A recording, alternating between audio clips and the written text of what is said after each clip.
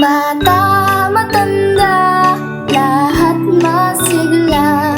Pagkain ng tama sa araw-araw. Bigas at karne, kulay at prutas, isda, tubig at gatas.